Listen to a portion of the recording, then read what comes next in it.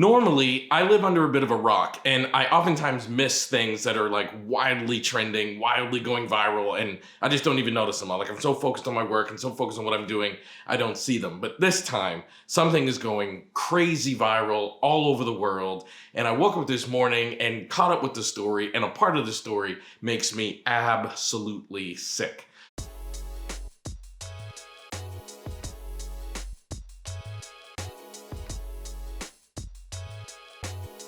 So what I'm talking about is an interview that Oprah did with Prince Harry and his wife, Meghan Markle. And of course, most people know last year they left the royal family, moved to North America, I think California somewhere, and restarted their lives as private citizens.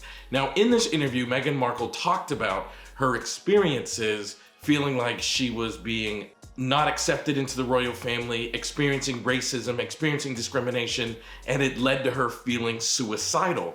And like, that is one of the bravest, boldest things you can say to people. I know that because I often share my experiences in the past with abuse and suicidal thoughts and depression. And I do it because I want to inspire people to see there is something on the other side, right? If you can hang in there and fight through it, you can get better and things get better and the situation improves. And Meghan Markle states that she's telling people this because she wants to inspire them. She doesn't want them to be stuck in the difficult space where she was stuck.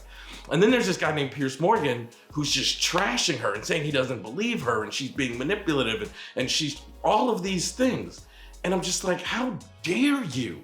Like, what's the harm in believing people? Like, what's the harm in believing that Meghan Markle has good intentions?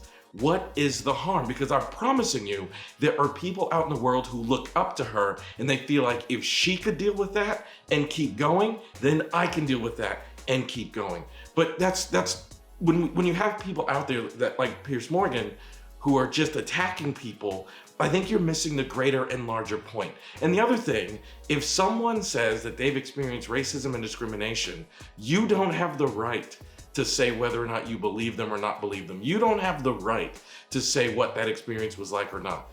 I'm telling you, as a black man living here in America, racism is prominent.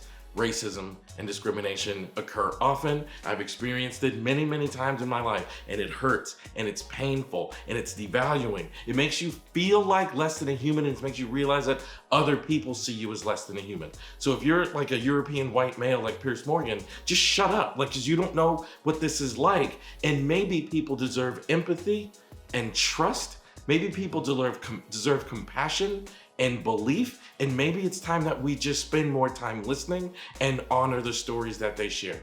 Like when I saw this story, I mean, I saw the interview coming up, and it's just not something that I would normally kind of tune into, but when I saw this response, I was just blown away. Like, this is a woman who's dealt with some really, really hard things, and it caused her to really consider taking her life.